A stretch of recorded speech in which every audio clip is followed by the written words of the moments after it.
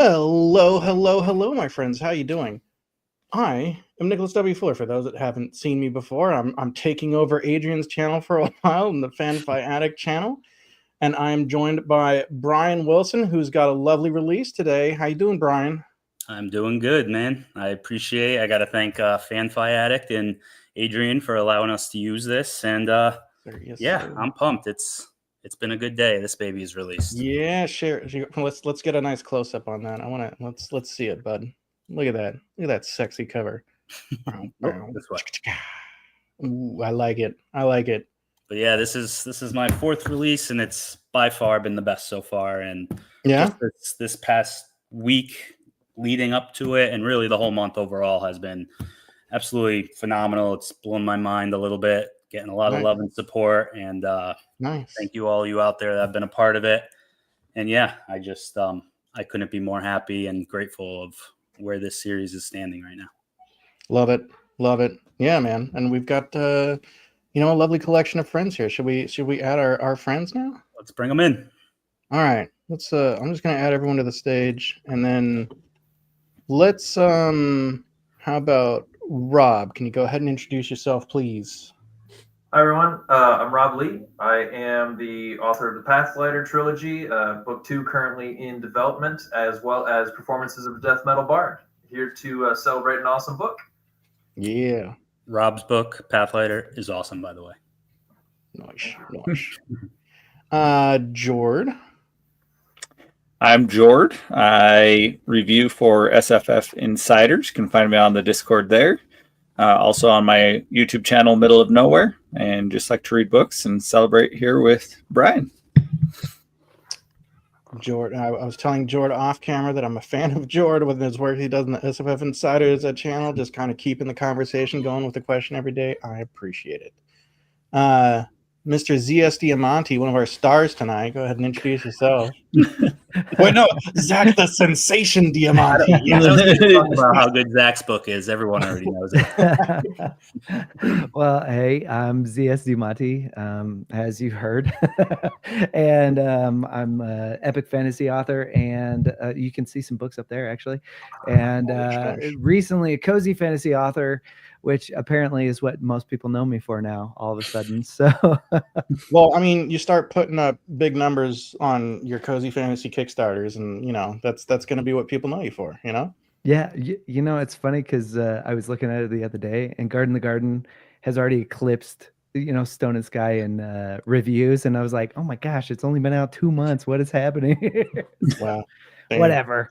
That cozy for you. Yeah, that's it. The cozy fans are ravenous. I love it. But yes. I'm here hanging out with Bryan because Bryan's awesome. Yes, sir. Yes, sir.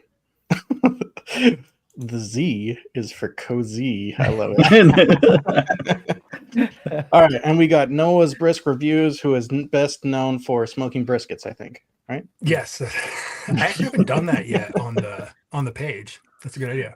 Oh no! You definitely had like a story where you like showed a I did a whole brisk cooks. I did a steak, like an aged steak. We smoked and seared it, but that I don't know. So I'm Noah. I do whatever I want on my Instagram page. I've read everybody here's books.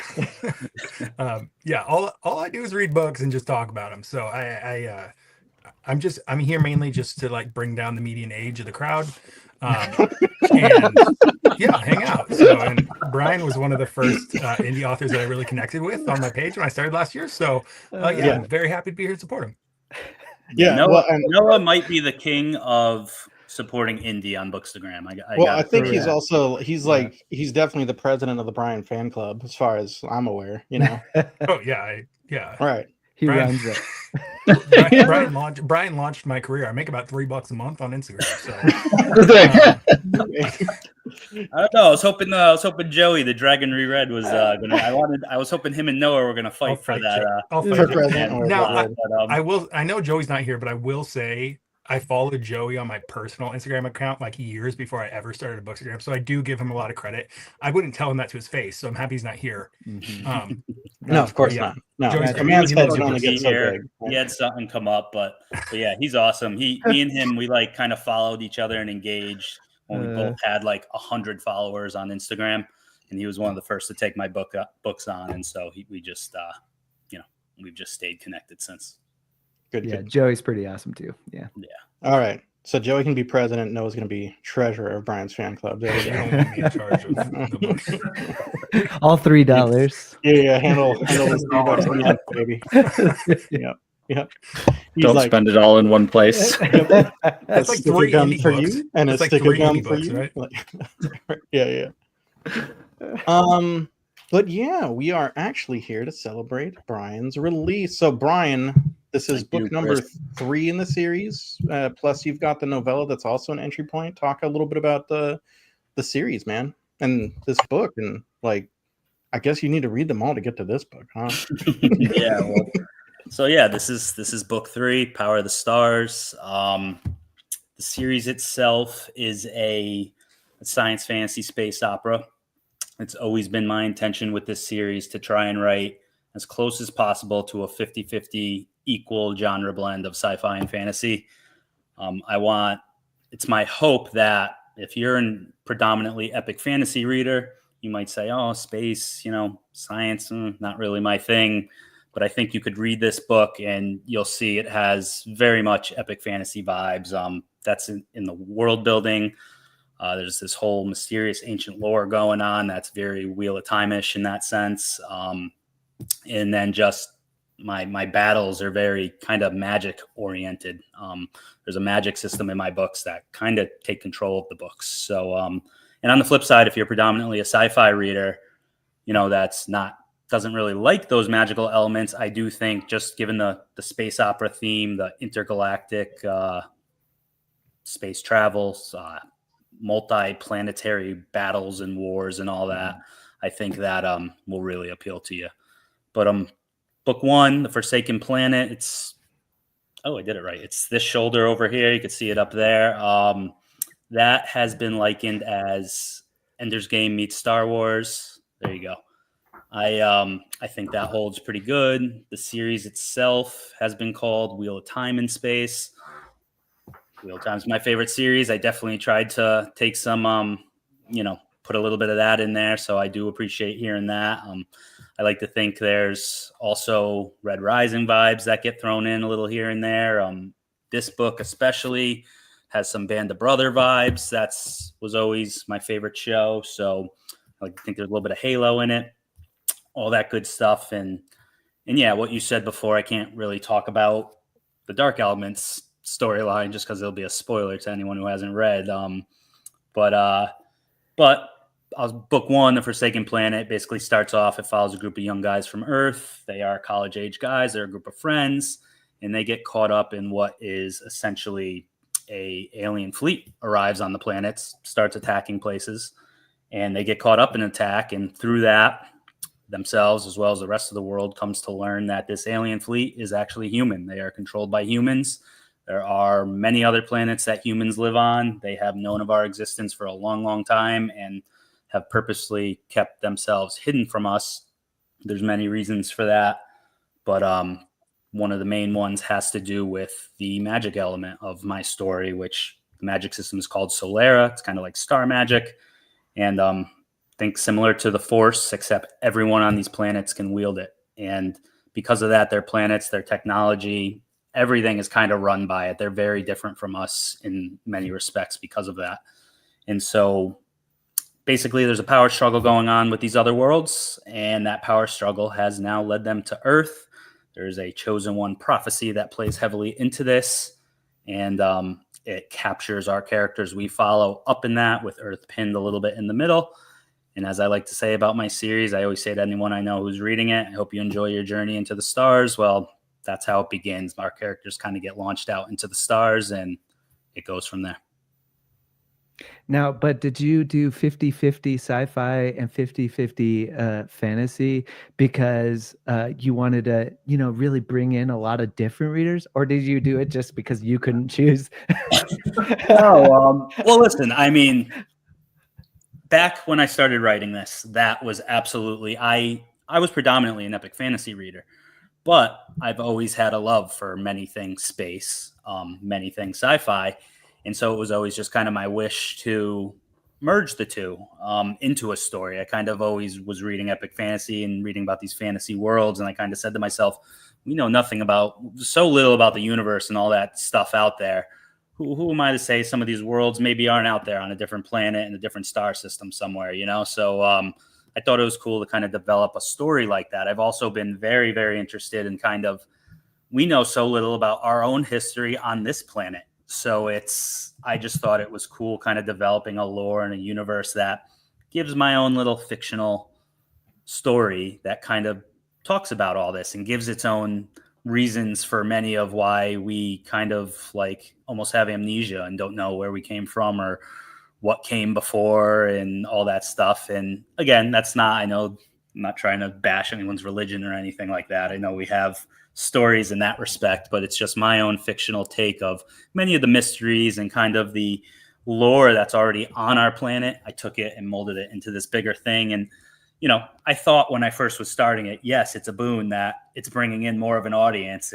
Or at least it's what I want to try and do, is bring in both the fantasy and sci-fi audience. Cause, well, strictly speaking, as people who look at this series and think it's more sci-fi doesn't, at least in the indie book bubble world, doesn't have as much of a audience as the fantasy crowd on all these socials and all that stuff. So, but this definitely should, because clearly it's Star Wars and Da Vinci Code together, but better. Yes. Right. I mean, low bar, I'd be right? the first time I heard Da Vinci Code thrown, but yes, it actually kind of works. I mean, he said secret history stories are fun, and I'm like, oh, I like Da Vinci. That's what made me think, you know, yeah, perfect. Kind of like National Treasure thrown in there. Yeah. Yep. Well, and Joe said it best. His other comment: science fantasy is the most popular genre in media, and it really is if you think about it. I think it does a really good job of kind of bringing in people from both sides, like you said, and then also like it's a really good blend where it's not like super crunchy fantasy and not super crunchy sci-fi. Like I love both of those, but this is able to like blend the two of them in a way that like no one knows how they built the Death Star. They just know that it's built, and you need to use the Force to stop it, but no one really knows what the Force is if you don't think about the prequels, you know? So it's just a good like Venn diagram of the two. Thanks. And something I didn't said before is my books are very chonky. That probably doesn't help getting those first time readers. But if anyone wants if anyone wants a free sample and a smaller sample, my novella is free to anyone who signs up to my readers list at my website. It's bryanwilsonauthor.com. And it's a standalone story, but it does connect to some of the books later in the series. You don't have to have read it if you're reading the main series, but it will enhance your experience of the later books in the series if you read it. You should read it. It's very, very good. Yeah, very it's good. Awesome. Thank you. And especially now that I'm like about halfway through the third book, like having read that novella, I think is very cool. It gives a lot more context. Yeah, it'll highly enhance the experience of the third book. But there are people who haven't read the novella, burned through all three, and very much enjoy it. Yes, Yeah. bring on the chunk. Yeah. Actually, I don't talk to people who don't read novellas. They grow up. Well, I don't read too many novellas in my life, but it wasn't purposeful. It was just, I kind of was always kind of the chonky book, 13, 14 book Wheel of Time type reader series. So, but I have nothing against them. Got that stamina to make it through the middle of the series slog, huh? Yeah. Well, Wheel of Time has novellas at every prologue is a novella.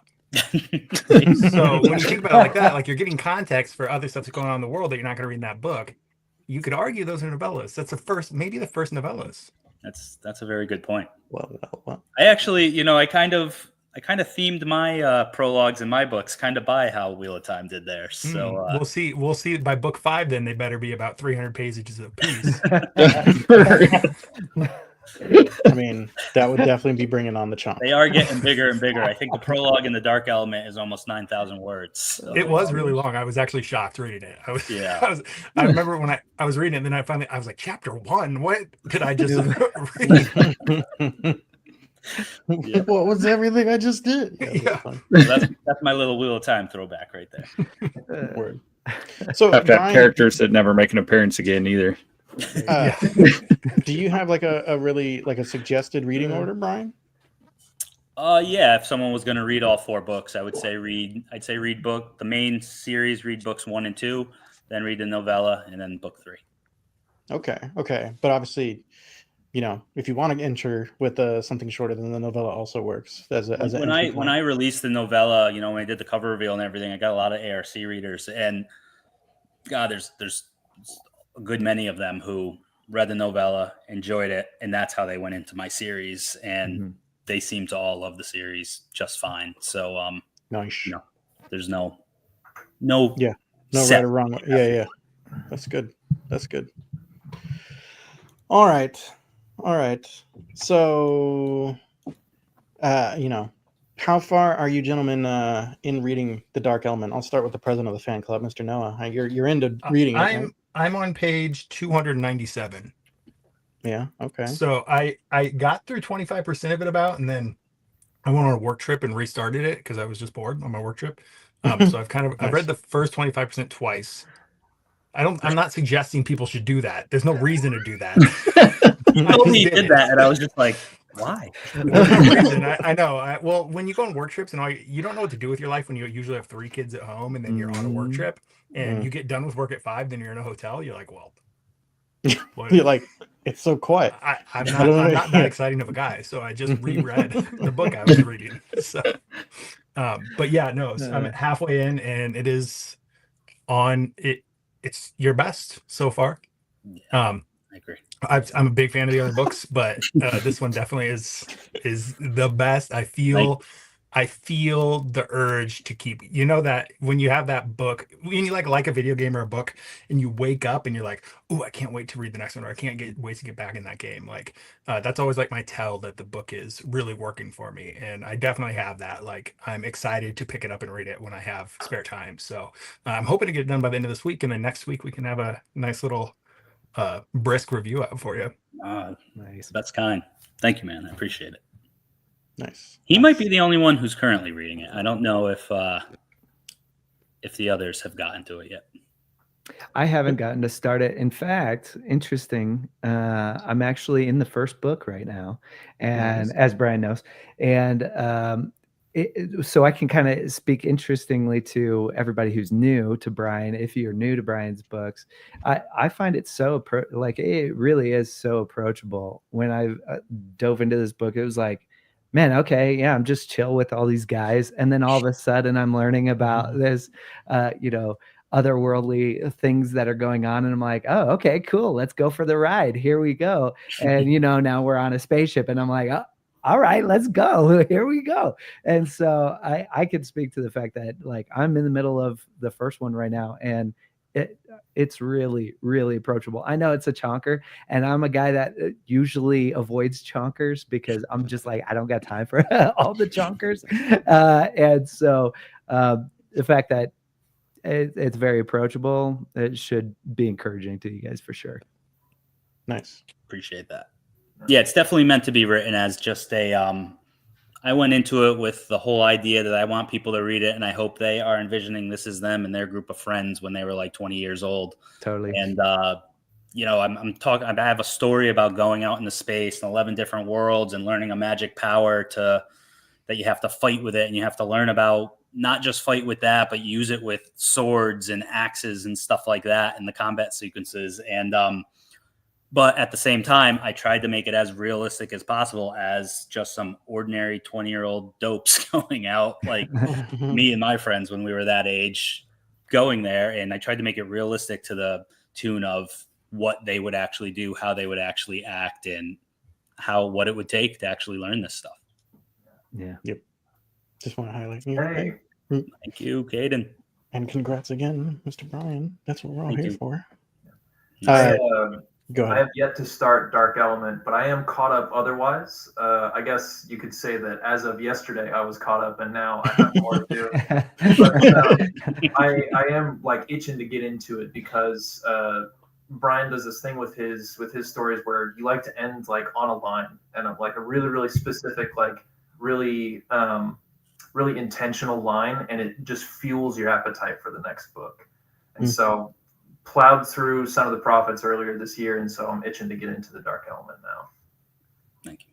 Yeah, when Nice. Rob finished, he sent me a copy and paste of the line, and he was just like, dude. Yeah. Now, like, I've read the novella, and I'm trying to remember the like exact line how the novella ends. I remember like kind of the sequence. I don't remember the line. I bet Brian knows. The novella is the one I'm sitting here, and I'm like, I don't remember. You don't have all No, your I think I lines did have it. memorized Yeah. of every book and all the. I think the female main character ends with her just being like, "Let's go see what they think," something like that, and that's Yeah. that plays heavily into the story. Classic. He's like, don't worry, there will never be a follow-up for this, but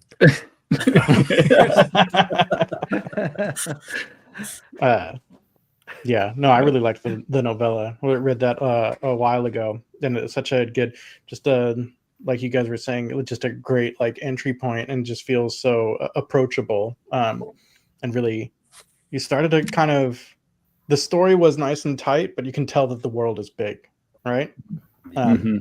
It felt good. Yeah, and I tried to throw the Easter eggs, a couple Easter eggs for fans of the main books, and the little Easter egg where they talk about Earth very quickly in the novella. I hope we'll get some people kind of like, ooh, what's this? You know, who may not know more about the main books. But the novella itself is probably one of the best things I've done from a marketing standpoint, just because it has gotten a lot of new eyes onto the main books, which was my whole point of doing it. And it definitely enhanced the third story. I had, going into writing the novella, I had already finished. Book 2 was already published. Might have been a little before publishing. I started writing the story, but the novella came out 2 months after book 2 did. And I knew where most of book 3 was going, but I had some holes in my head and I wasn't sure how to fill them. And it was almost like it was a continuation of one story right in the novella in book 3, because a lot of the elements from the novella, actually, pun intended, the dark element, this was heavily put in the novella, but I was able to fill those holes I was kind of needed filled, I think, pretty well to segue right into book 3 there. Nice. I So think what that's are a great process too. I think that's a great process too, as for an author. I know I did something similar with like going from Stone and Sky to Stone and Tide. It was like I wrote all the preludes for the Preludes collection in between book 1 and 2, which helped me just really flesh out the whole world. It really helped me flesh out like what needed to happen in book 2 to keep me going and going where I knew the whole thing would end. And I agree that it's very interesting how that can help you just transition from one book to the next, and not having that going from book 2 to 3 was a whole different process. It's kind of funny that you did it from 2 to 3, whereas I did it from 1 to 2. And it wasn't my intent to, it wasn't my intent going into writing the novella to kind of push it so heavily into the main series. I originally was just going to have it as like a standalone where it might be like a character or two that come into play later. And it just so happened when I started writing it, I had, I was starting to prep for book 3. So I had that all kind of in my head, and I was it was almost like a kill 2 birds with 1 stone, but it just came very naturally also to the story of the novella. And so it just worked out that way for me that I was able to do it like that. And I'm so glad I did it, because again, the main point of doing the novella was to write this story that could be an entry point for, again, people who don't necessarily read chunky books, or just for people who now got a third book out. That intimidates some people, especially if the series itself isn't finished yet. So I wanted that smaller sample, and it just worked out perfectly for me that as I started writing it, I was like, oh, these are good ideas. I think this is and I put them in, and the beta readers all loved them, luckily, and we went from there. Nice. It's always a good sign that like you're on the right track, right? When you start with just like a few ideas, and then you're like, wait, this would be awesome too. This would be awesome, and then just kind of it goes in its own direction. Yeah. You're like, and honestly, one of the characters in the novella is like some of the people's new favorite character in the main series. I can't tell you the beta readers who, when this one character came up, were just like, yes, freaking out. I think almost all of them just had the person's name and the exclamation points when it happened. So again, it worked out well. That's awesome. Go ahead. I thought I someone will. was starting. My bad. So I know Jord has read a couple of the books too. I've read the first two. I'm currently at home recovering, so book 3 will probably be thrown in there. I'm getting through about a book a day, so No rush. it's looking good. You also read the first 2 in like 4 days or something like that. So no rush. I did.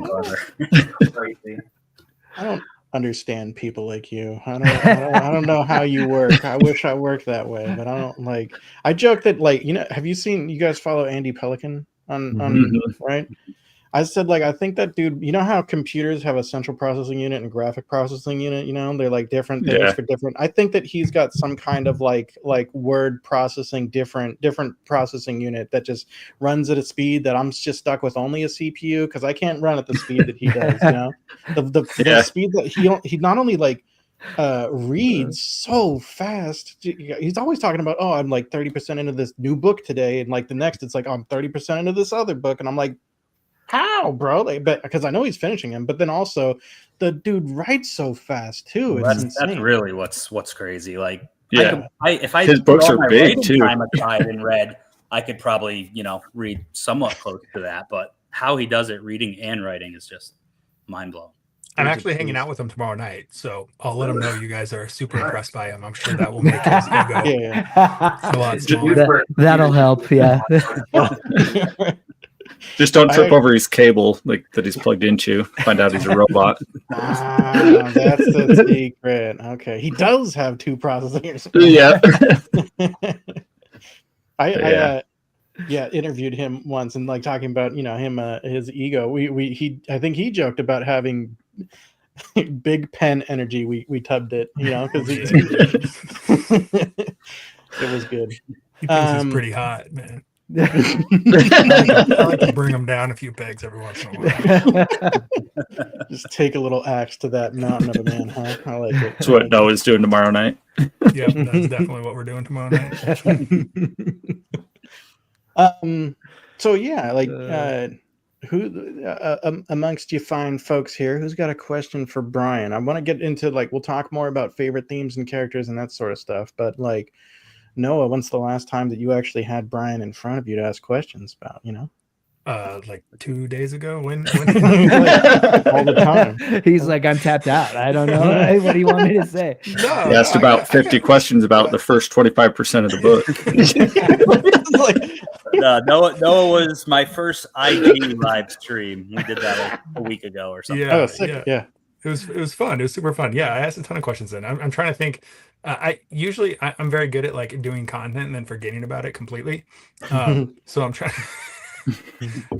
I just like, I think we talked about it a lot, Brian, on this stream. First 25%. Yeah. Brian's answers. Just finish the book, please. Yeah. The series as a whole, I told you I really appreciated how like you have like this whole other like idea of what humans are like outside of Earth, right? Where they're like this other civilized society, totally different from us, and then like you throw these like normal dudes like us into this I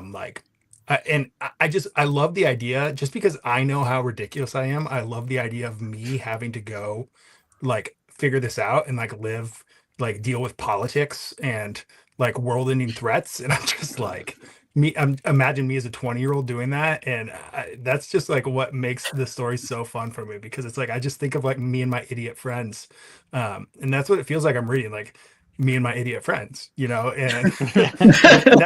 that's definitely how Wheel of Time felt early on. I don't know if you're going to get I don't know if you're going to get like Rand level crazy with Cole later on, maybe. But yeah, it's just, we'll talk when you get to the end of the dark element. Okay.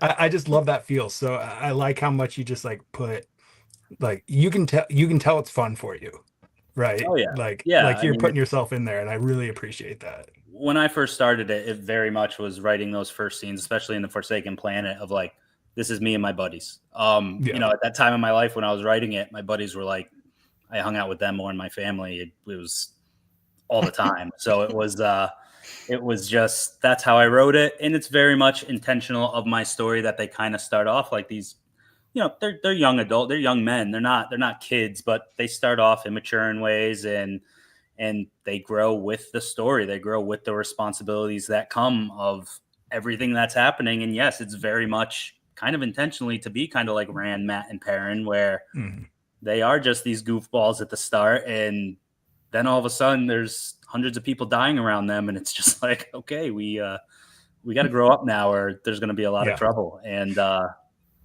that was very purposeful in that sense for my characters.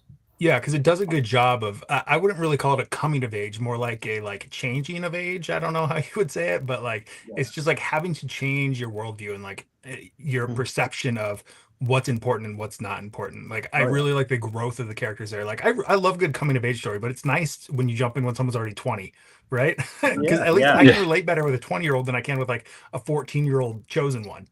Right. So you kind of like, it puts you in these situations where you can imagine yourself having to like totally change how you think, right? It's so jarring. And I think you just do a good job capturing that and making that easy to, well, not easy, but realistic to sympathize with. Noah says that, but I saw Noah gushing about Katniss. Dude, that was good. I was so shocked. We don't need to get into Hunger Games, but I missed that. I missed that somehow in my life. I'm all in. I'm not even kidding you. I've been listening to it with my daughter, and it's the first time I've ever gone through it too. Well, the thing was, it's like this is totally off track, but I was 20 when the first Hunger Games come out. So like 20-year-old me is not reading the Hunger Games. You know, it's just not happening. I never saw the movie, so it was just like, you know what, whatever. I'm just gonna do it. He was hanging out with his idiot friends. I mean, exactly. I read it when I was in my 20s. You're not gonna see me walking around college with my Hunger Games. It's like that's why I missed Twilight. I was in high school. There's no chance I'm reading Twilight. We won't get into it. We'll go back to Brian. Brian, I do like the Hunger Games though. You always say you like Hunger Games because you got so much flack for saying you didn't like Hunger Games. Hey, I never said I didn't like it. I just people. I don't know. We don't need to get into the politics of Instagram. People think I hate things that I don't hate, and I don't know why. But people are just kind of or I don't want to say controversial, but it seems like they always just want to start arguments on threads. I mean, I barely ever post on there, and anytime I do, I just get some condescending remarks, and I'm just like, really? Tomorrow, my Iron Gold review comes out tomorrow, so that will be fun. My Red Rising Book 4 review comes out tomorrow, so we'll see. How'd you like it overall? You want me to tell you right now? Yeah. Well, I didn't really like that book. I'm in book 3 right now. I mean, so people here, they get. I liked it a lot more than I liked the first Red Rising book. Wow.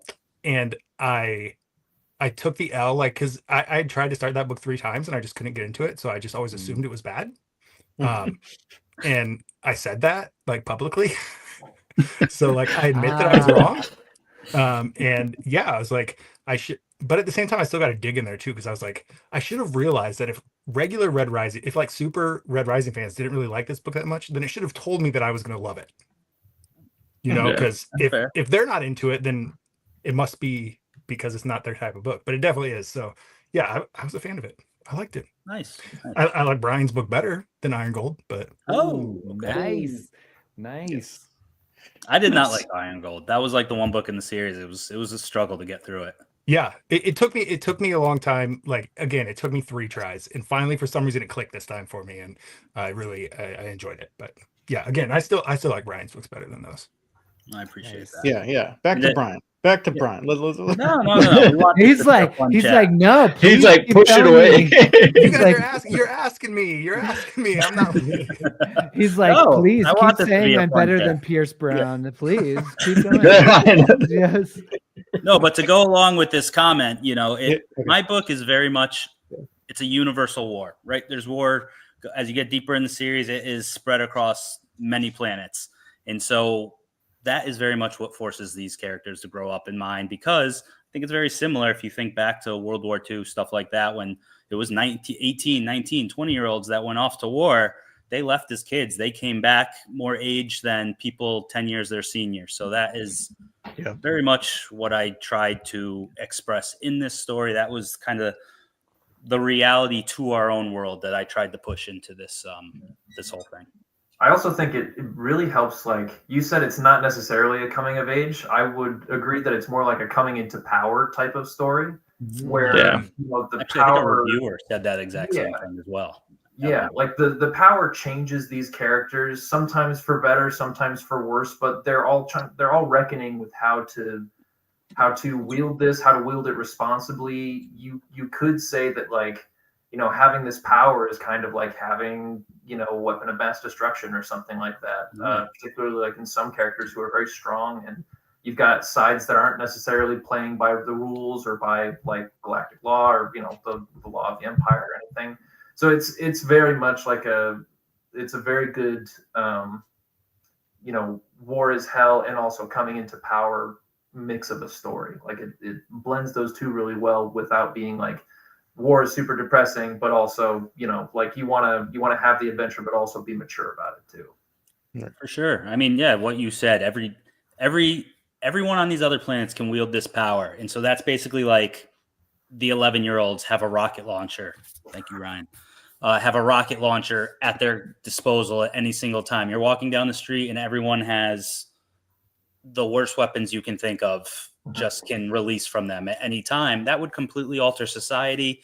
It would alter how everything was run, how everything was done. And most importantly, it would alter characters from our normal world going into a world like this, especially for those who read book one. How you see there's a lot of bigotry faced. They're almost looked at as like they are barbarians on Earth because they don't have this power, and people are scared of that because a lot of people, no one knows why the power can't be wielded on Earth, and because of that, they almost worry it's like a disease being brought over to these new worlds. Yeah, it's also the whole thing of like a lot of these people from the other planets, they've been able to use the power since they were kids, so they've had time to like manage with how it works with your like emotions and stuff, and how to use it responsibly and within like the confines of their society. And you have like a bunch of 20-year-old idiots, We're being trained specifically for war. Mm-hmm.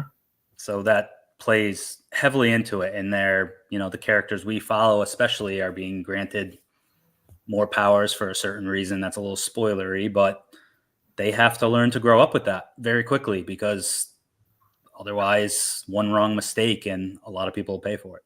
This is why Anakin had issues. If there just hadn't been sand, Anakin would have been fine the whole time, right? Yeah, Right. probably. That's true. That's probably true. It's all about sand anyway.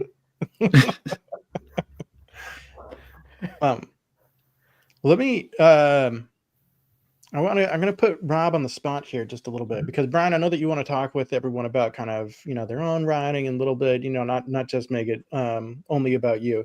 So Rob, I know that of course in your Pathlighter books you have characters with powers too, right? Mm-hmm. So what are some like similarities between like kind of some of the characters in your books with the powers versus some of the characters in Brian's book with powers, and what are some things that like Brian did different that you think like for his story it really worked well? Yeah, I think that the way Brian's story is a little different because like everyone has these powers off Earth, and so you have an entire society that's learned how to deal with these powers and how to manage them and your emotions, and how like the norms of how this power is used and the taboos of how the power is used. Whereas in my book, there's only ever one chosen of a specific god at a time. So there's only like 5 people on Earth who can wield these powers. Everyone's power is different. It affects them all differently. And there can only ever be another one born after that person dies, like 400 years after that person dies. So, you have a bunch of people who are essentially demigods, like walking catastrophes that don't know what they're doing. But there's no one who can teach them or tell them what to do, and so they just kind of run free and wreak havoc. Whereas in Brian's world, you have a lot more a lot more structure, a lot more of a society built around that power that has established rules and norms. Nice. Yeah, I'm like afraid when Rob's characters have powers, and when Brian's characters have powers, it's cool. Yeah. Yeah, when Rob's character says powers, there's going to be a church burning down. You know? Yes, everything burns down in Rob's. Absolutely. So Zach, I read Stone and Sky, and not so much powers, but definitely some griffins and stuff. Should we add like a griffin to Power of the Stars? What do you think? Yeah, duh, obviously. I'm a huge proponent of griffins, although people might be like, "Oh, Red Rising has griffins too." So I don't know. You got to be careful, right? So, I was gonna say in book two. Book 2 introduces his animal companion. Oh my gosh. Oh Oh. yeah! Wait till you get to book 2. You might get some animals. Yep. It was. There you go. I love animal companions in stories, so there was no way my series wasn't having it. It just took a little bit of time to get there. There was no place for it in book 1, so. Sure. Yeah. We'll say it's not a griffin, but we won't say more than that. It's not a griffin. No. Oh well. It's a little different though than I feel like you normally see like wolves or dragons, something like that. So it's a little bit different than that. It is fun. That's a perfect segue into like what's kind of some of your guys' favorite characters from Bryan stories. Oh boy, Tommy. I'm a huge Tommy fan. Nice. He's got everyone's back no matter what. He's the Sam to Colt's Frodo, right? Exactly. Yeah. He's the Sam to Colt's Frodo. He's the Sam to everyone. He'll put his own ass in the fire to help whoever he can. So I don't know. That's the kind of character I enjoy. I love hearing that because Tommy is not one who is said normally by readers, anything like that, and he is. I mean, I love Colt. I love my main character. I wrote him. He's by far the closest character to probably my personality, but Tommy is outside of that my favorite. I think he's the most good character of all the characters there. He's probably the best character. Like out of all the goodness in everybody, he probably has the most. He's morally the best character. In many ways, holding the group together. Yes. It's kind of funny that you say that. You don't hear that very often because I was thinking the same thing. Again, I'm only halfway through the first book, and already I would say he's my favorite as well. So it's kind of interesting to hear that. That's not what you normally hear. I always expected more people to like him, but I mean, probably the biggest one. I mean, besides a lot of people love Colton. I mean, but he's predominantly the main character you follow in book 1. That makes a little bit of sense. But Brian knows my favorite. By far, it's Ace. Ace is just everyone who loves, that's the one I get the most of is definitely Ace. Outside of that, I would say for those who get to the later books, it's Violet. She is very much. You stole my answer. Well, especially in book 3, her arc just takes off in book 3. And that's my daughter's name, so I love already. Oh, nice. That makes sense. I've gotten the villain Shar. That's in the books. He has gotten a couple of him. I would say outside of like Ace and Violet, there's also that animal companion we talked about. Can't really get too much into that, but that one is also a favorite. I've gotten a few threats that if anything happens to that character, someone might be showing up at my doorstep. So I know I'd be more worried if something like that showed up in Rob's book. Like I feel like Zach and Brian, you guys keep them safe. But well, I had one beta reader for the second book who was just like, "Well, now you can't do anything to this character, right? Yeah, it's gonna survive everything." And I was like, "Well, don't tell me I can't do it because now it's making me want to do it." So, yeah. Now you're telling me how much impact it'll have. Right. I will say something different. I am a big fan of Willick. Willick's cool too. I think mainly because he's like as a character. I don't know so much like him as his person. I'm a huge fan. I'm a fan of his character so much just because there's so much that you could do with that character, especially moving. Now again, I'm not to the end of the 3rd book, but like I have some ideas what's going to happen in the 5th book with this character. But I'm going to wait and see. I have like so many theories, but he's like the biggest. He's like I feel like the character that I have the most theories about, just because. Well, we just won't talk about it because that's gonna start giving stuff away. But there's a lot with him. Yeah. I will agree. Like he could go one of Uh-huh. 20 directions. Yeah, I don't know. Yeah, exactly. That's it. It's like I don't.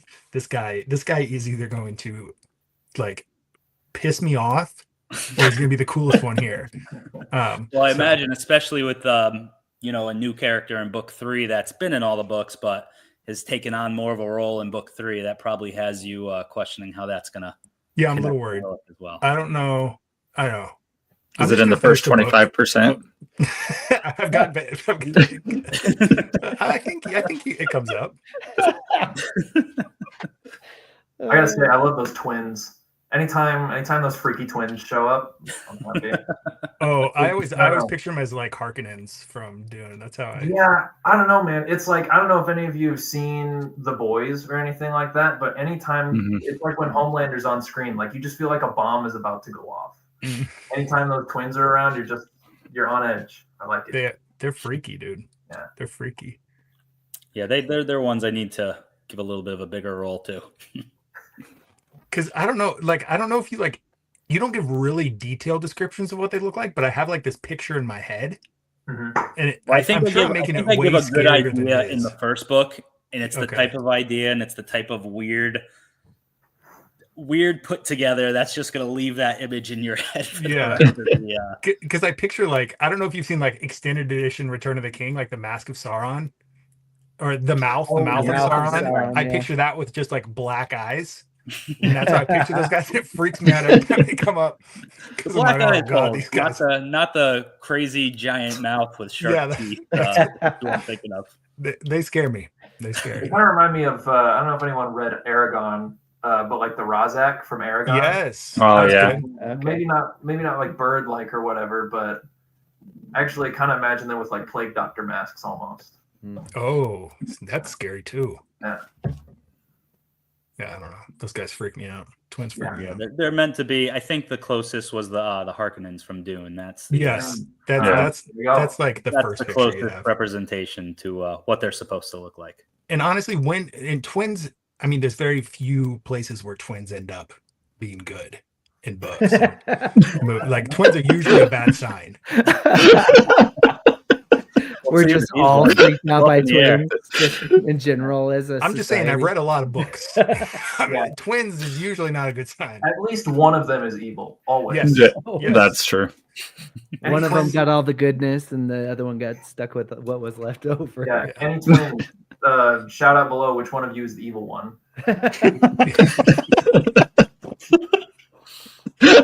There can only be one good. Yeah, that's right. We'll know one of you is lying if both of you have the same answer.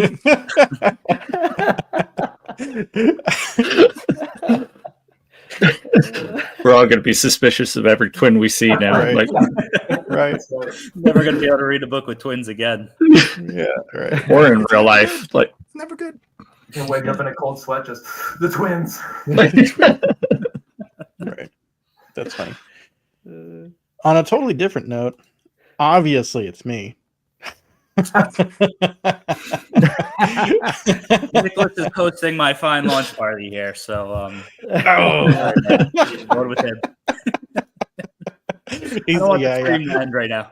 I win by proximity. Yeah. I have the power right now. I have to. That's so funny. That was silly. I just muted myself like mid-sentence. Anyway, it should be Daniel. It should have been Daniel, but no. Daniel's a good guy too. Oh yeah, of course. Nothing but love for Daniel. Brian, I'm actually kind of disappointed. I wanted to kind of rib you in a good-natured way and read a 1-star review of The Forsaken Planet. Did you know that you have no 1-star reviews? You have like a couple 1-star ratings, but there are no 1-star reviews. I got some pretty bad 2-star ones if you want to. I don't to go for them, but just take the win, dude. I might have 1 star. I might have 1 star on Amazon. No, I don't know. No, I looked on good reviews on Amazon. You got ratings, but I don't have any 1 There are some man. 2 stars. There so are 2 stars amazing. that in my head, I'm just like, why did this person not give it a 1 star? Because there's nothing positive here that they're talking about. So. That is kind of a thing where like someone will give a 3-star review, and if it was a 1-star review, you would be like, oh, like I don't care. But because it's a 3-star review, you're just you're like thinking about it all day. You're like, why? Why? Yeah. Why did you People, the rating system is so tough because it's Social so media just like has books, it's destroyed subjective. ratings. Oh Yeah. my No. gosh. It's all individualized. It's hard to take it from someone. You know, when that whole argument was going on Twitter, on X a few weeks ago, like I saw people that were, and these were some like prominent reviewers that were just like, a 3-star is good. And don't get me wrong, like 3-star is not bad. I don't think a 3-star is bad, but I also don't really think a 3-star is good. 3-star for me is kind of like it's an average book, you know. But again, it's all subjective. This is how people. Some people only save their 4 and 5 stars for like their top favorite reads of all time. Totally. So Right. Which I mean, personally, Go that's not where I like to personally do my reviews. Like if I had fun with it, it's 5. Like Totally. you I'm know, with you. if I had fun with it, but like there was one thing that like hung me up, it's a 4. Rarely do I ever do like a 3. Totally. You know? And I'm even then, with I'll you. be charitable with a 3.5. I just, you know, reading should be fun. You don't need to. for Yeah, me, whoa. anything under nothing is going to be under a 3 for me What a unless concept. it's like it's unreadable. You know, to me, a 2 or 1 star is left for, especially nowadays with all these AI books being published and stuff. I mean, you know, a 2 and 1 star should be left for books that are just Yeah. they're terrible. AI, you know, AI they're, and they're fourth not wing. even. There was no AI end and- reading.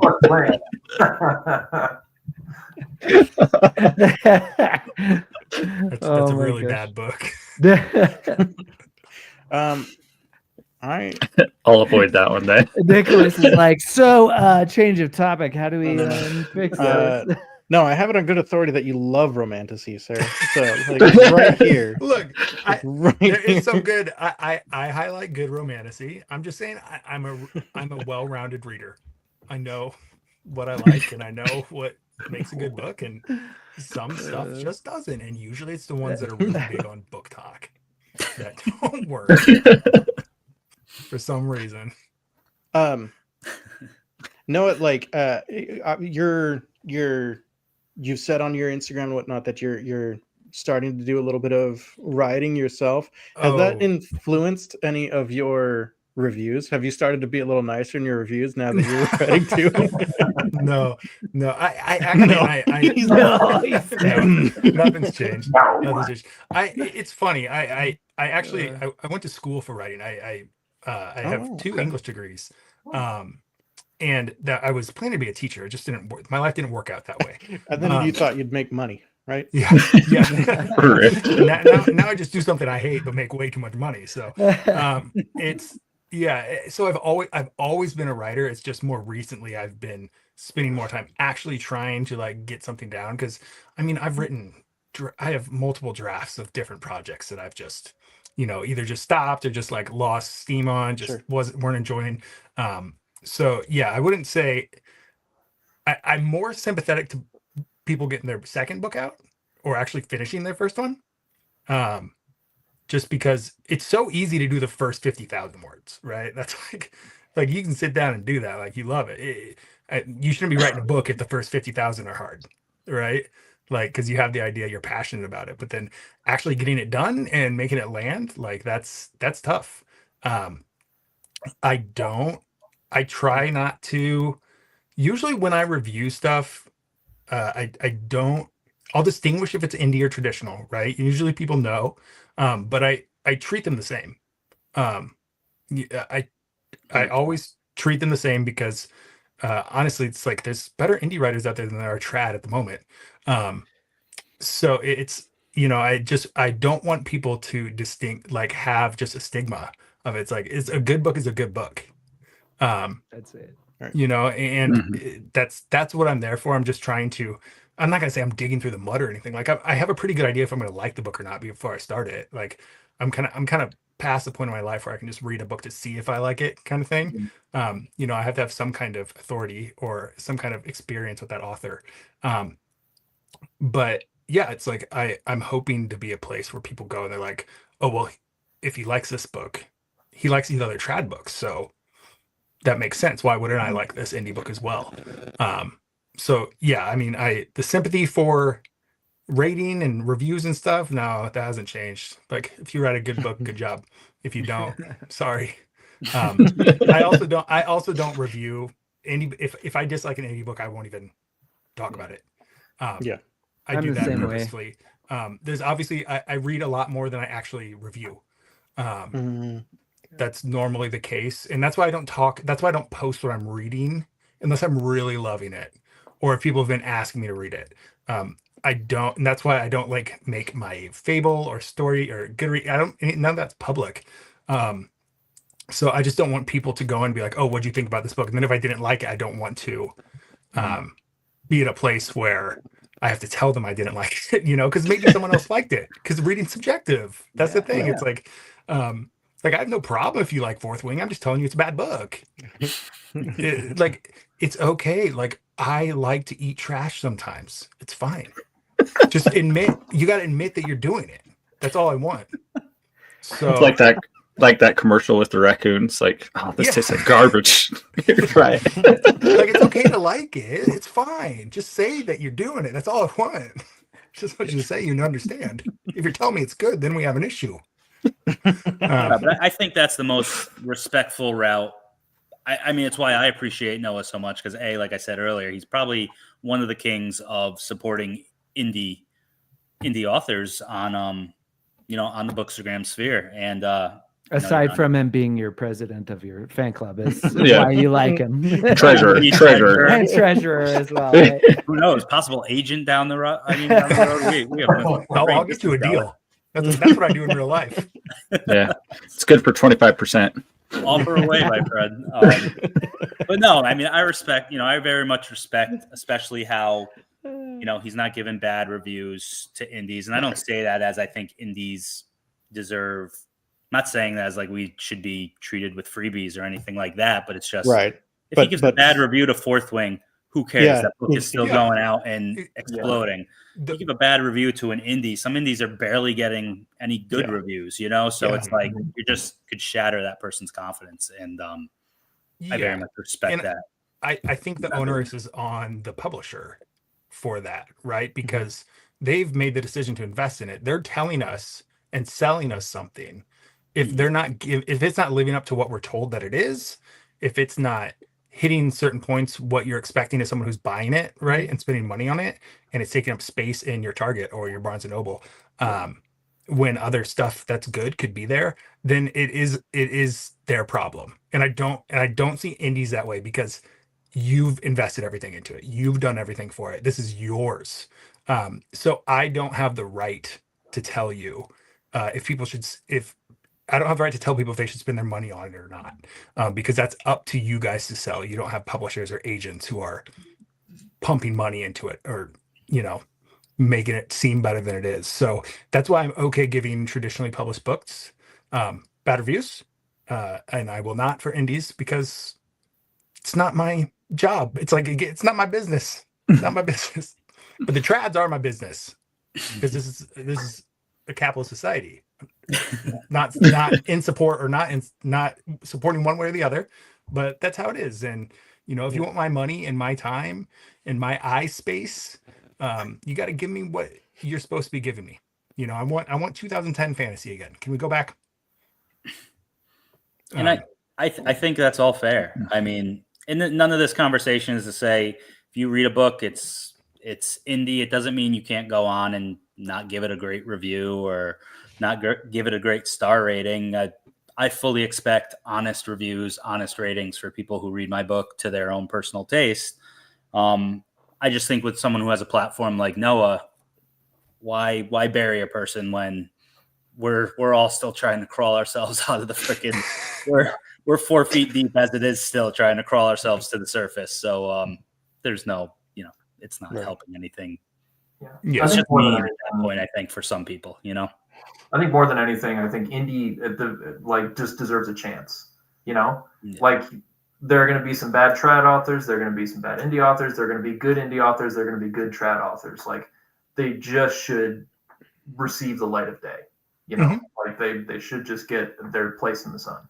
Yeah, and I think Noah and I, we talked about this on our conversation we had a little bit, where it's like you get these trad books, people are going to also just kind of be hardwired to give them more of a chance and to go deeper into them naturally, just because there's all these people saying, oh, this book is so great, blah, blah, blah.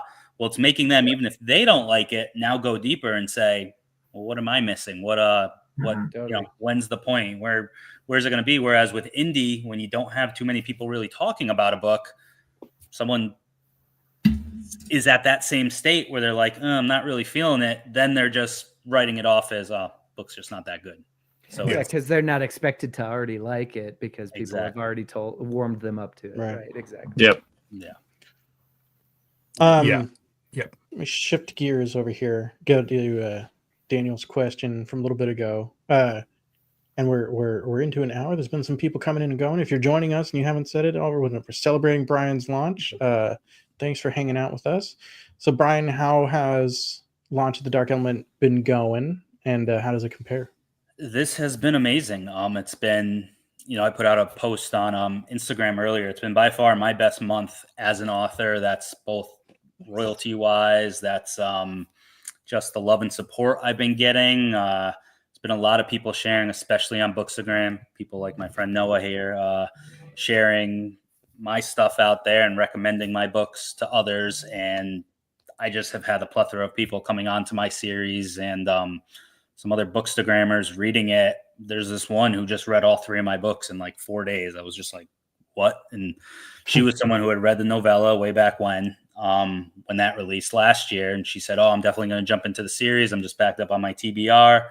When I put out my ARC form for the Dark Element, she signed up, and we got to about mid-April, and she was like, all right, I got a month. And I think she started towards the end of April, and she just finished just this past week. And there's been a lot of stories like that going Is that on. Kim?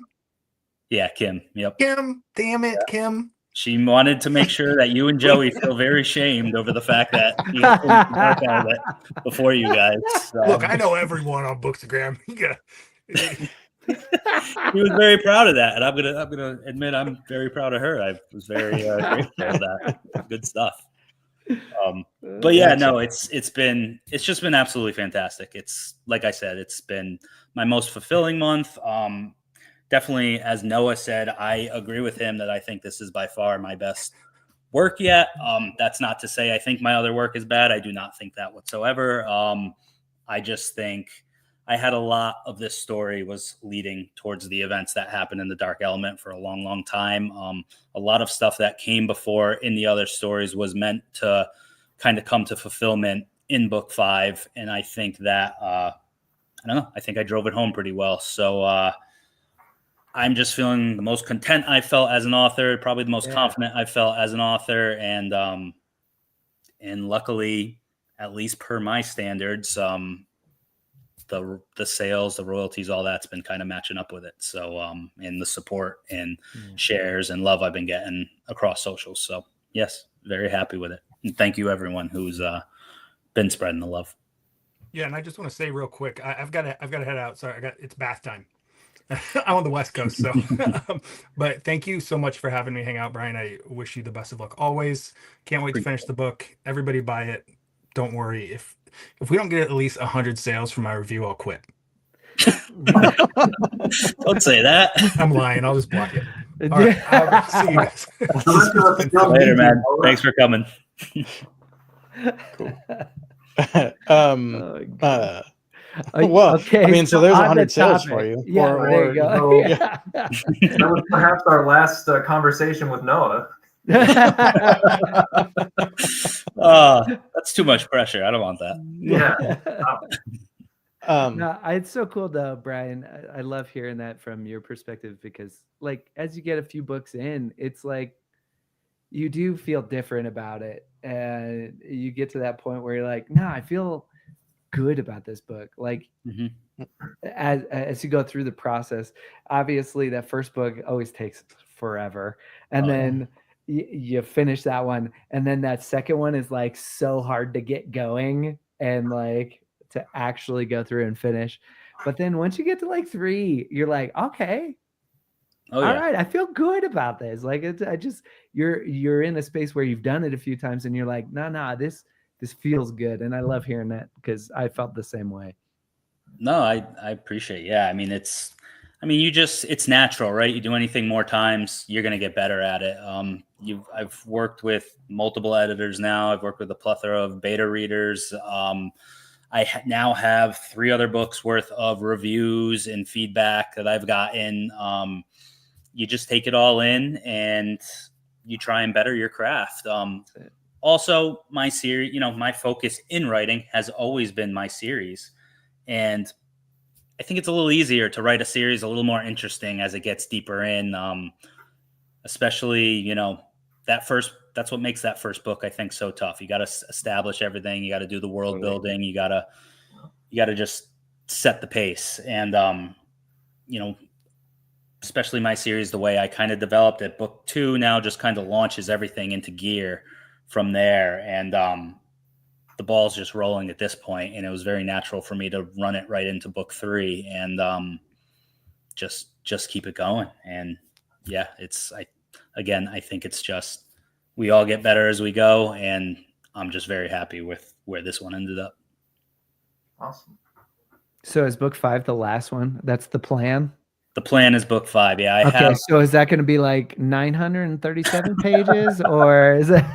No, you gotta go for the even 1,000, Brian. You gotta have I mean, I got book 4 pretty heavily edited out, so outlined out, and I think I could keep book 5 one book. It'll probably be the biggest of all of them, but the plan will be keep it at 1.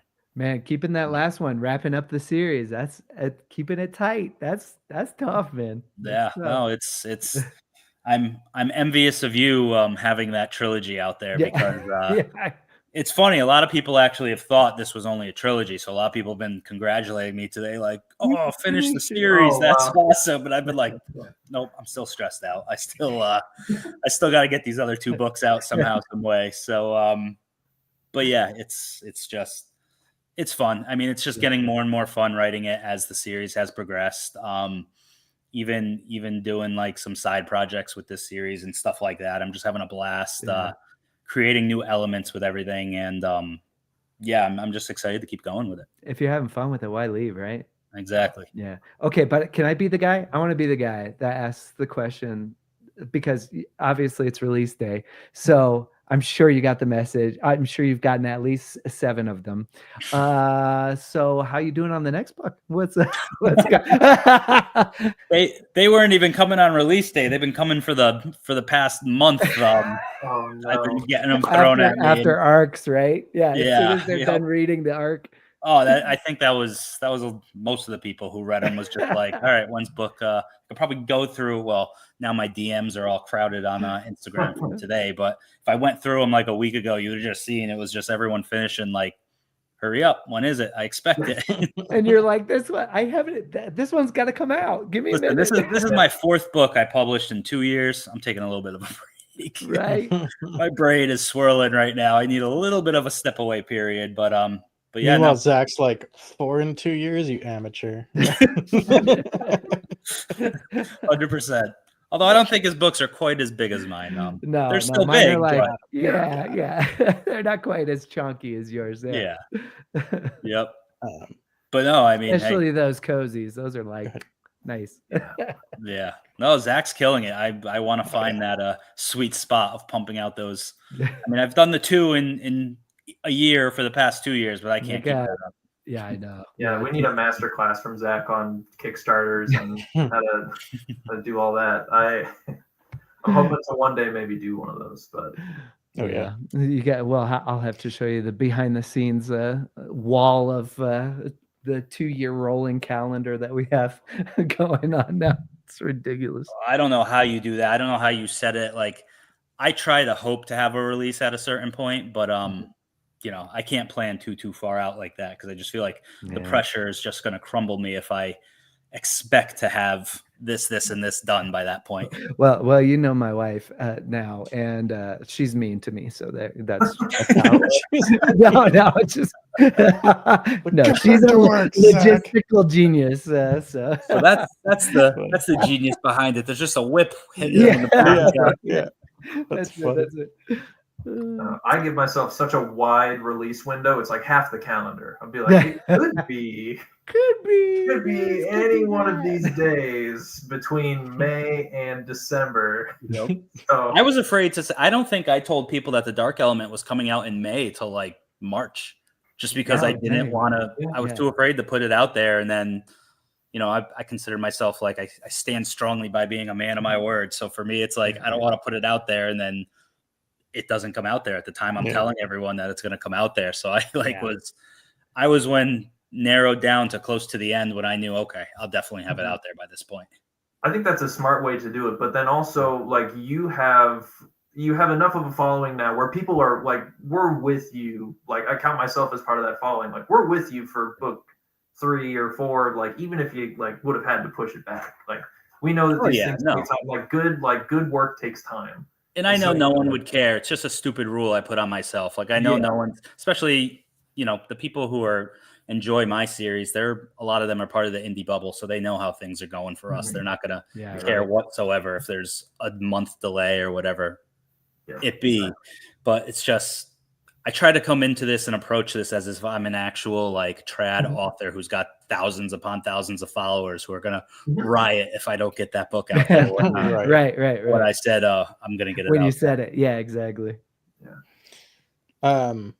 She was a comment from Christopher. And I'm absolutely sure that any of us would be happy to talk to you. Although, Rob, how many books are are planned for your Pathlighter series? So it's going to be a trilogy. I actually am doing an outline for a novella kind of in the same vein as Bryan's, where it explores a character that we've already met in book 1, but kind of explores their life a little bit more. I will say, Chris, it's a great idea to like reach out to people who are doing a series that's like kind of a similar book count to yours or a different book count. Like, I reached out to Zach when I was like having trouble with Thread Stealer. I'd like scrapped basically half of my current work in progress and then like was rewriting it. And I was like, dude, I don't know if I have it in me to like finish it. I feel like everything I'm writing is wrong. Calm down. It's okay. Number 2 was the hardest book. I know, and you basically just like talked me off a ledge, and that let me put a little bit more focus toward Death Metal Bard to like recharge, and now Thread Stealer gun ho. So nice. It's funny. I had a different experience. My book 2 might have been my easiest. Really? So interesting. Yeah, but I mean, but in a 5-book series versus like a trilogy, maybe like that. Yeah. You know, I don't know. Bridging the gap. Right. I can't really. I'm kind of a variant though from I think the average person in the sense of I finished the first draft of book 1 like 12 years before I actually published the book, 10 to 12 years, something like that. So the story stayed in my head and I was just envisioning up new scenes and where it was going for that decade leading into release. So it was just kind of a natural flow for me to just, especially when I released book 1, because I'm doing this for however many years, decades, and I have no idea if people are going to like it. I think they're going to like it, but I don't know for sure. So I'm questioning myself. I'm looking at it as this is just a hobby. I'm not an actual writer. I'm not an actual author. Then book 1 releases. Of course, not everyone likes it, but it seemed like a good majority seemed to very much enjoy the story. And that just gave me a real kick in the ass to, I'm style it up. I got to go on this because now people want to know what's happening next. So, and luckily I just had those ideas that were in my head for so long that that kept going. And I saw you pop this question up earlier, and right, perfect for this question now to really address it. Like I'm sure, like I mean, these characters have been with you for more than 10 years, and like now into 4 books. They feel like family members now. It's funny actually. I got one. It was a good review. The person liked the book, but one for book 3 where they said one of these characters was kind of out of character for them, and I was just like blown away by it because I was just like, how do you think this is out of character for them? But it's all subjective. We can't make it perfect, but I do feel like I think I took it such that way because I feel like I'm literally like completely in these characters' heads. It's made writing. That's part of what's made writing so much easier is now these scenes are happening and it's like, I'm not thinking about how I want to build this character or make them a part of this scene anymore. I just naturally kind of know how their personality is going to come out in relation to what's happening around them now. And it definitely makes things flow a lot more easier. I mean, I said book 2 was perhaps but really book 2 and 3 were very similar. They both just just came very easily for me. I don't know why, and I didn't have to change much in terms of plot development after betas and after edits and all that stuff. So, but again, I think that's because same with, book 3 stuff was also coming into I already knew where I was going, and there's stuff that was set up in book 1 that I knew was going to come out in book 3. So It's perfect time for me to take a break now, because book 4 was where I have it fully outlined now, but that was the one where I hadn't been spending too much of my focus, hadn't gone into yet. So it's a good time for me to, I think, take a break, step away a little bit, and then I can get centered back into dial it in. When I get going on basically hitting the finish line here. So how much do you find, like, having been thinking through these ideas for so long and whatnot, that like sometimes something where you're like, oh, of course, like that's clear, when you like a beta reader or someone might point something out and be like, I don't really get it, and then you go take another look and you're like, oh wait, that's clear up here but not on the page, you ever do that? Say it again. So the beta reader, something I don't. So you've spent so much time with these stories in developing it, you know it well. You've been thinking about books 2 and 3 for 10 years now.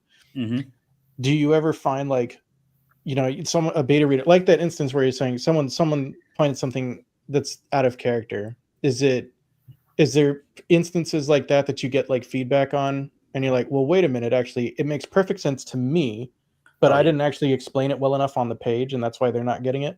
Yeah, for sure. I mean, I'm in their headspace, so I'm creating their headspace. So it's it's definitely, that's the balance, and that's why I think it's so essential to use beta readers. Is you have to make sure you're getting the whole point across, because it's easy for us as readers to kind of assume where dialogue's heading, or assume what someone's trying to say, or assume the scene, especially like action scenes, stuff like that. I know what's happening. I thought it out. But it's easy for me to assume someone's going to be able to follow along with the way I wrote it. So there's definitely been a lot of things like that. There was a new female point of view in book 3 that very much that's what came about. Was I kind of had this idea in my head of where it was going, and then I was getting notes from one beta reader, and I was kind of like, why are they thinking this? And then I was kind of like, oh, actually, yeah, I do kind of see how they, they're just not. It's easy for me to know where the headspace is at, but I could see how someone who's not thinking it up themselves could come across that way and question why is this person doing that, or what is this person thinking at the time? And so that definitely comes up a lot of times. Word. Cool. You guys have another question for Bryan, or should we get into kind of talking more about the I know, Bryan, you want to talk a little bit about like what the rest of us are doing and that sort of thing? Yeah, we can. I mean, listen, I don't know how long, if these guys had to go or whatever. It's I'm good. One question I had for you was, you said that these characters are like family to you now, and they're very familiar. I feel like, as any good series should do, like you grow an attachment to these characters, like the characters, and you like get a sense for how they think and how they feel, how they interact with each other. But then every once in a while, an author will like pair up two characters, like two characters will go on an adventure, and it creates like a completely different dynamic. Like you're thinking like Steve and Dustin from Stranger Things, if anyone's seen that. Is there any, like, or as you were writing this series, without going into spoilers, were there definitely instances of like characters that you weren't expecting to interact that way, but maybe they surprised you a little bit? Or oh yeah, for sure. Book 3 especially, you have the character. I mean, I don't want to spoil it, but anyone knows the story. That character Violet we talked about earlier. She is kind of paired with people who were more so just secondary characters in the previous books. And yeah, I think people who might start this book might be like, think it's an odd dynamic just because these weren't characters that were necessarily prominent in the earlier books, but she was, and they're kind of think, how does that go? And that was one of the arcs that ended up being, I had a couple beta readers who were like, I just kept wanting to get back to this this, because there's kind of like three main storylines going on at once, and they were like, I just wanted to get back to this point because it just was so interesting to them. And I think that's one of the more common praises I'm getting for book 3 is that a lot of the secondary characters who people wanted to see more built up readers have felt they did get built up, and they are excited about those characters, and it just grew the whole story overall in that sense. And you think that came a little bit because of the novella? It might have come from the novella. It was, I think, part of when I was saying earlier how like there's stuff I was building towards from book 1 to this book. A lot of it was my first book has a lot of secondary characters, and perhaps someone who's read just my first book, it might be a negative to them that they might have felt, why were some of these characters introduced, or why so many characters? And that's just because it was important for me to establish the start of the relationships in that book, but it doesn't necessarily culminate to where I'm going with those relationships later in the series. And yeah, so it's just a lot of what I had planned finally came to a head in book 3, and I was finally able to fully expand and grow the story to where I wanted to be. I think that's why the reception has been so good to what it was, because there was just, from the moment I published book 1, there were things where I just wanted to be like, just get to book 3, just get to this scene, just get to that moment. And I don't know if that's necessarily the smartest marketing approach, but it's, I think for those who read this story, it's going to be like a holy shit, blow up things that are just going to really, really better the story for people who are, for the fans of the series. Nice. If that makes sense. Yeah, no, it definitely does. Yeah, I think Rob and I actually talked a lot about their, like, especially going into like a second book, there's a lot of this idea after writing one book, you got to write the epic scenes. You got to write the scenes in the first book. And now you're writing a second book and you're like, but I want to write like that again. That was the fun. That was the crazy cool part. I want to get to that again. But then you're like, but now I have to go and write all this other stuff again to get to that point again. And that's kind of what I know that was a kind of a difficult thing for me, going from book 1 to 2 was oh my gosh, I want to get to that again, because that was so cool when I got to write something like that in the first one. Now I feel like I have to build up to it again. But then of course, when you get to book 3, you've built up through the series and you're like, oh yeah, now I get to really drop some hammers throughout, book 3. Even that though, I mean, even that it is tough. I mean, you gotta make it all new, right? It needs to give that same feel, but it also needs to be new. It can't be the same exact thing that you did. Right. The whole first book is world building, and then the second book, it can't be world building again. It's got to be something else, right? Exactly. And I think that's another reason why I probably had an easier time with book 2 was my first book is heavily a training novel. So that was just so different from where now it opens up in the second book to much more like your kind of intergalactic space opera novel, where it's very much Red Rising in a way, where Red Rising, the first book, you learn a little about the world building, but you don't necessarily see Darrow thrown into it, right? He's thrown into, the Academy or whatever I forget what it's called in that book, but that's the majority of the book. And you don't kind of see that bigger picture, but that bigger picture is the interest that, to me, kind of made Golden Sun book 2 so freaking awesome, was that it was like, once he got thrust into that world, I was like, holy crap, this is just amazing. And that was kind of, I think, why book 2 came a little easier for me, because I was finally able to do that. I always knew what that other world outside of book 1 was, but now it's the first time I got to show it to the reader. Totally.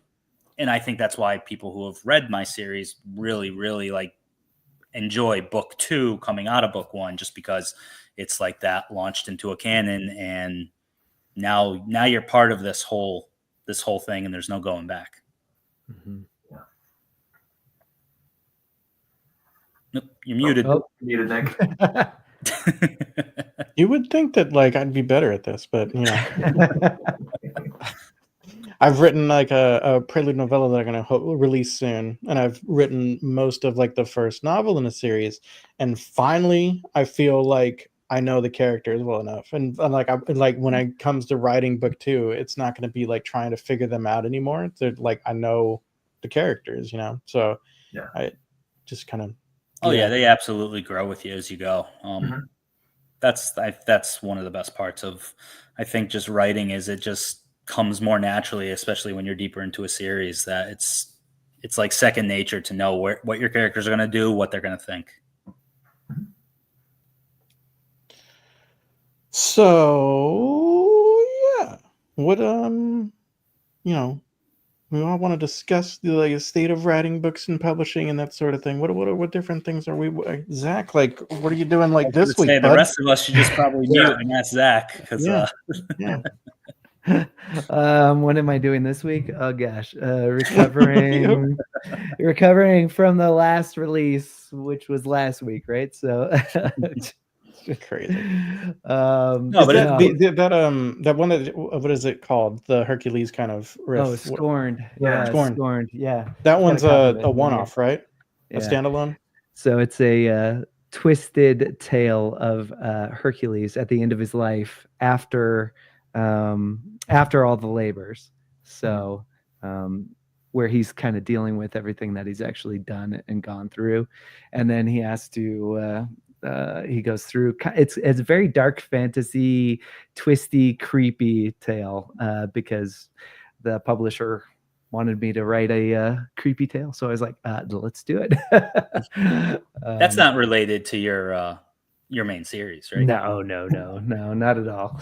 But they really liked it. The publisher really liked it, and there may be more coming that are with like the same characters, similar, or just like okay, and similar in nature for sure. I'd say Greek mythology is a great place to like pull twisted stories or write twisted stories, because Greek heroes, they don't really have very good endings. No, they don't get happy endings. Yeah, it was really interesting to get to play with that. Of course, as a kid, I was all up into Greek mythology, and so we're all my siblings. So we've got Greek blood. So we, of course, it was a thing. So, but it was very cool to get to do that. But no, all cozy fantasies for the next little while, and we've got some big projects that are kind of secret projects that I haven't really talked about yet. So yeah, I got a lot going on. There's a lot of things happening over on my end. When haven't you had a lot going on in the past 2 years? I know. It's been insane. Like I said, we got a rolling 2-year calendar, and on the wall, it's all dry erase. So we're always changing things and adding things and all that. I just finished a short story today that I'll be doing revisions on tomorrow and turning in, and just all sorts of things going on. But like, as far as like, I'm not like Brian where I'm going, 5 books in a series and big chunkers, right? Whereas like I got these cozy fantasies that are all kind of standalones right now, and I've got several of them planned. And so Zach is doing it how new authors should do it. He is pumping out, they're not small books by any means, but he's pumping out, the normal, what's expected kind of from the debut authors nowadays. They're probably between 80 to 120K, something like that, 80 to 100K. And, that's really, if like anyone is watching this and is a writer and wants to get, that is the smart approach, is pump out these smaller books. You're probably like me. You've probably read the epics, the 250K word, just 14 book series growing up. And that's what you've always dreamed of writing, but you can write it. Just make it, you're wait until you actually have a second following. or third project. Yeah, Right. Exactly. Yeah. So, there's a reason even Brandon Sanderson didn't write Stormlight Archive first, right? Yeah. Right. Yep. Right. That's the one I read first, and I was like, "Oh my god! Like, is this what being an author has to be?" Yeah. Oh yeah. Right. Yeah. It's hard though. But I mean, we're writers. Your passion has to come out in your work, and Totally. I just can't see myself. This was the story that was in my head forever. It's the story I wouldn't be I wasn't, nothing else was giving me that drive to go and write it and get it and publish it. So Yeah. this is just how it worked out for me. And not to say you can't be successful at doing that. Mine might Totally. still be successful one day, who knows? But obviously Ryan Cahill's got these mega giant books, and he That's true. yeah. Well, There you go. Right. He It happens. and so it can be done. But I think Zach has, not to belittle I think Zach, your approach is amazing, and but I think your approach is probably the smartest tactic for modern day publishing and obviously it's showing. I mean, the results are rolling in, I think. Is it 40,000 your last Kickstarter? I mean, Yep. Not Yeah, nothing. almost. Not quite. It was about 38,000 for the Wagons and Wyverns Kickstarter. But Zach, are all of these books set in your world, or all of these in Finlestia? I think you pronounce it that way, right? yeah, so the trilogy is obviously in Finlestia, and that was the first one. And just like everybody else, Stone and Sky took me like years to write. Mhm. And then since then, once you know the process and you know your process, you fine tune it over time. Because arguably Garden is a way better book than Stone and Sky. They're different, obviously. Stone and Sky is epic fantasy versus Garden, but is a cozy fantasy, right? But arguably it's a better book because I find, you fine tune your craft, just like Brian was saying earlier, you get better at it. And then, like Brian said, this is the story. Garden was the one that was like on my heart that I needed to write. And that one not being the first one allowed me to learn and grow with other books before hitting that one. And then of course, now that one's out, and now it's doing things that I was like, I'm not expecting. Right. And I was like, oh man, Yeah. okay, here we go. Now we're cooking, right? And so, I mean, I've got the cozy fantasies are in the same world, which is kind of fun. And I think Brian mentioned, the strategy behind things. It is a strategy because the cozy fantasies are they're all standalones in a series. There are a series of standalones, so you can kind of start with any of the cozies, but they're all jumping on points for the same world. And so if people love the world, they want to go and check out the other books in the world, and they want to immerse themselves more in Finlestia. And I think that's where the strategy comes in, the marketing strategy comes in, because you're like, well, if you really love, like, Garden is a veteran's healing journey told in a cozy fantasy setting. If that sounds like your jam, come join over here, right? You get the pitches, you understand what they are. Stone and Sky, it's a classic style epic fantasy adventure, very old school, think Dragonlance and D&D books. You're gonna love it, right? Wagons and Wyverns, our pitch has been it's like Onward meets Oregon Trail, but nobody gets dysentery because dysentery isn't very cozy. So, but people love that. And they go, oh my gosh, yeah, I would love to join. And, the different ones that's all different jumping on points to the same world. And it provides a lot of opportunity for people to come into this world in just different ways.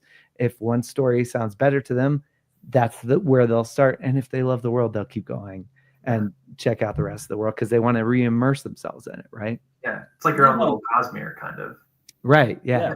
And it's a great strategy. I mean, listen, if I was, when I first published, if I looked at Zach and knew everything I know about Zach now, I would have thought it was just complete madness. I would have been like, what's this guy doing? Like, now that I understand, it is madness a little bit. But now that I understand the publishing industry a little better and how everything works with all this stuff, and there's actual genius to the madness, and I got nothing but respect for it, man. Thank you, my friend. Yeah, you're welcome. Hey, I got nothing but respect for you and all those chonkers that you're working through it. Thank you. Like you said, mine are a lot shorter, like Stone and Sky. All three, Stone and Sky, Stone and Ruin, and Stone and Sky, Stone and Tide, and Stone and Ruin. All three of them are 121,000 words. Like within 400 words of each other. It's kind of wow. All three are right around the same. Was that purposeful, or did it just end up like that? Because I'm there. It's madness, my friend. But yeah, mine are 121,000 words, and then the cozy fantasies are like 65,000 and 67,000 words. So it's just a completely different beast. And you have to, telling stories in that kind of tighter window is harder until you understand your process better. Once your process, because I don't think I could have hit, 65,000 with the cozies. There's no way I could have dialed it in like that until having written the bigger books. So if you got to write a bigger book, it's okay. It's not a horrible thing. You got to remember the strategies around what you're trying to accomplish. Yeah. No, 100%. Listen, the bigger books, they're still the classics. How many classics in the fantasy and sci-fi realm do we think about? That's a 65,000 word book. You know what I mean? It's right. They're still the classics. You got to write your passion, but Zach's approach is the best approach, I think, for someone who wants to get into writing full time and wants to be a full-time author. And that's the way to go about it. 100% for your debut. So, all right. Give my wife a whip. Got it. All right. Wait, was that not the takeaway? Do a lot of family math and then quit your job and light a fire under your butt to make sure that you actually know how to sell books. All right. That's impressive, though. Yeah, I mean, are you still like? I know at one point you were just doing work on the TikTok shop. That was a really big part of your business. Is that still like a huge part of your business, or is like Kickstarter kind of the biggest part of your business now these days, Zach? What's working the best for you? Yeah, strategically, we kind of made a shift. Now we do Kickstarters before every release, which I know is something I've talked to Bryan about. So we'll see if there's a Kickstarter in Bryan's future. But I've also told him how difficult it is. It's not exactly easy. It is a lot of work. When he and I talked about it, I knew instantly it'd be my main strategy into my series is to just write as quick as I can, get as many books out as I can, and get my series, try and get it finished as quickly as I can. I also try and direct my traffic towards Amazon because I just, with my lifestyle, running a business outside of this, having two very young kids, I don't have that time to devote towards the Kickstarters or devote towards, I'm trying on, many socials, but I don't have that time to really make all this content on social media and try and get those sales directed that way. So because of that, my focus has been direct towards Amazon, try and keep the rankings good and catch the algorithm. Very hard to do. Riding the algorithm wave. Yeah, exactly. And I didn't know running ads and stuff like that. Exactly. Yeah. Yes. Totally. I'm very much into ads. That's good majority of my readership has come from ads. But I didn't know what I was doing when I released my first book. So I didn't catch the algorithm with my first book. It's very tough to catch it later on in a series because they kind of just run the metadata and connect it all and say, well, the first book didn't sell, so the algorithm's kind of like, how is book 3 going to sell, But there are ways to try and circumvent that to get around it, and I'm still trying to do that. If it happens, we'll see. If not, no big deal. But my drive is to try and finish my series. But when the day comes, I will absolutely be talking to Zach. I will say it is very purposeful that I don't have hardcovers of my books out right now.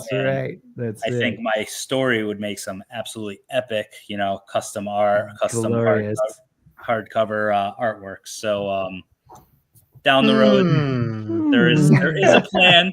I just don't know when it's going to totally not just come about, but when I'm even going to start it. But there is a plan at the end of the day. That's it. And Bryan and I have talked about this before, where it's your family and your lifestyle has to make sense, and whatever you're gonna put your effort and energy into, it has to make sense. Otherwise, like with your family, because we got between the two of us, we got a slew of kids, right? But I mean, there's a lot going on in your life, and you got a lot of kids, and you got things going on all the time, and so dialing in what's actually going to work for your family and your lifestyle. And as your family grows, you go into different seasons, and dialing in what exactly is going to work for that season of time is crucial, because otherwise you won't be able to do it long term, right? It's not going to work. You won't survive it. It's just all about an approach, Zach's approach, as I've said, I think he's doing exactly what's perfect for him. My approach, trying to push towards the algorithm, it wouldn't make sense for me to do Kickstarters leading into my release, because now I'm taking all those sales away from Amazon, away from the algorithm. Exactly. Yeah.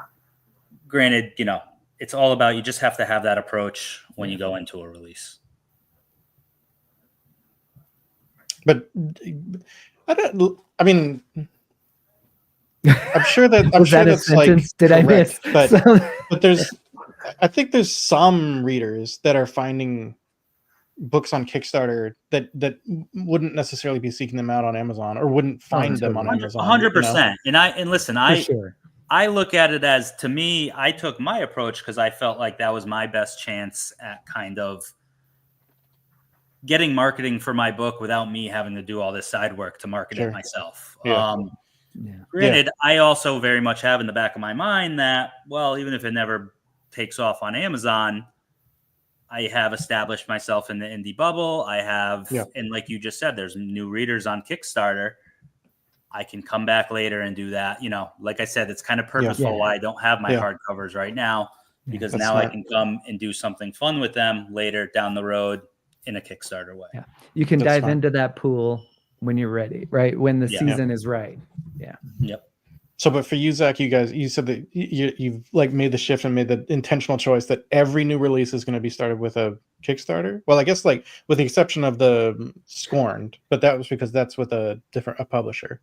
Yeah, that's with a different publisher. I wasn't publishing that one myself, so that's a little different, right? That's a different process. So yeah, we've kind of switched gears to make it so that we schedule Kickstarters into our publishing schedule and our publishing cycle. And the thing about that is you got to like remember all the different things about fulfillment and how long different things take to print and how long it takes to get different things coming in and how long it takes to set up the Kickstarter and how long it takes to run the Kickstarter and when you have to run it and when it has to end and when you have to get all the surveys out and when you're actually going to get paid from Kickstarter and then when you have to order everything and then when it's a logistical nightmare, honestly. Zach went over. Well, Zach was like pushing me. I remember when we were talking about this, he was like, your third book, you should run a Kickstarter for a release, blah, blah, blah. And then he just started talking about all that stuff. And I just went, no. He's like, no, thanks. Yeah. Not to be fair, like, how? Like what you're doing is clearly working, but it does seem like you're not doing it in the easiest way. You're doing it in a very great way. But like, because as I understand it, like you're trying to get some of the books that like in hand while you like have the Kickstarter so that as soon as it's done, you can start fulfillment, right? Not quite. Okay. Yeah, not quite. So the way it works now is it's about 4 months process now to get from Kickstarter to fulfillment, like the end of the Kickstarter to fulfillment, because there are so many different variables now, and because we run Kickstarters that have special editions attached to them, especially because the cozy space, it makes a lot of sense to do that. Interesting. And it works really well in the cozy space, right? So we run with it, but it does it's a process, and so we've started doing is scheduling out the publishing date. See, I'm not nice to myself like Rob is, where I'm like, it could be this 6 months-ish area. I mean, I have hard dates for books that are going to come out next year that I haven't even written yet. Which is insanity. I know, I told you that it's madness around here. It is madness. But we have hard dates, not dates that I'm promoting. So I'm very much like Bryan on that end too, because I'm not going to tell you the date until we know, okay, everything is lined up. We've got it right. This is the date. We know that I've got to hit. So I'm going to try and hit it, but we're not going to say that date until we know for sure, 100% sure it's happening. And then we'll go with it. But because we plan and schedule it out so far in advance, we're getting pretty good at guessing how, like, when is the date, right? You get better at it. I think Scorned is book number 6. and Wagons and Wyverns will be book number 7, and that'll be 7 books within 2 years, right? And so we figured out the process. We figured out how long it takes, and stop it. But once you figure out, you guys, once you figure out the process, you can guess those dates better, right? And you can start planning ahead better. Once you've run a couple of Kickstarters, you go, okay, this is actually how long it takes. The first couple, you're like, oh my gosh, that 3-month turnaround was not long enough, right? We barely made that happen. You can start pushing the envelope with that. And yeah, so our strategy has changed a little bit. And I say our strategy because my wife is a very logistically minded. She is kind of my walking calendar, and helps me keep track of all that stuff, because my brain kind of operates on all the other side, right? The creative side, what we need to make this an amazing thing, amazing product, amazing book for people who will absolutely love it, and running with that kind of stuff. So understanding your strengths and getting help with the things that you know you need help with is crucial. Nice. Rob, I know that you have a cutoff time, but before you leave, tell people where they can find and follow you online, sir. Oh, yeah. So you can find me and follow me on Instagram, Twitter. I also have a website, robleeauthor.com. You can find me there. I have links to my books there through bookshop.org if you don't want to go through Amazon, which is totally fine. Hoping to get a newsletter set up soon. And then hopefully you guys will see Thread Stealer on the shelves in your hand, however you want to get a hold of it later this year. So in the latter 6 months of the year. In the latter 6 months, yeah. within this massive window that I've built, you will find it. I love it. I can't wait for it, man. I love book 1. So yeah. All right. Well, you guys have a great night. Brian, congratulations again. We're all super happy for you, super proud of you. Can't wait to dig into it, and we'll see everyone on the flip side. Nice. Absolutely. Thanks for being here. Yeah. See you guys. See you, bud. See you, Rob. Shambles, thanks for being here. Zoomed in. We are celebrating Bryan Wilson's launch of The Dark Element, the 3rd book in the Power of the Stars. Show him the series. book, man. Show him the book. Show him the book. Gotta hold it up. Ooh. Have a great night, Vivian. Thanks for hanging out with us. Yes. Thanks for stopping in. Yeah, you got to see it, Shambles. Cool. I don't know. You want to tell us anything else about Dark Element? Any Yes, it is. Thank you. Thank you very much. You gotta wait. Okay, I got you. Watch it. Wait. Oh man. There we go. Book 1 and book 3. I don't have the force. I can't. You zoom it out, you'll see book 2 behind me somewhere. It's over there somewhere. Nice. High praise, I think. Yeah, they're meant to give off that sci-fi science fantasy feel, but I definitely modeled them under the sense of, I think, Game of Thrones. Just it doesn't really tell you. You get the idea of what the story is, but it doesn't give you too much of it. I always felt like those are my favorite covers, so that's what I tried to do with my series and give that little Star Wars vibe to it too. Nice. Yeah. Can't go wrong with a little Star. Can I pick? Yes, sir or madam. Sure. Absolutely. They are all on Amazon if you want to get them there. That's, as we discussed earlier, that's where I direct my traffic. So Get it. And actually, if you are a Kindle reader, book 1 is on sale for 99 cents for about 2.5 more hours, I think. So jump on it, Shambles. Get it. Yeah. Super approachable. Easy to jump into for sure. Absolutely. Also, Brian, I don't think we've talked. We talked about your novella, but I don't think we've talked very much about where people can get it. You want to plug that? Yeah, do it.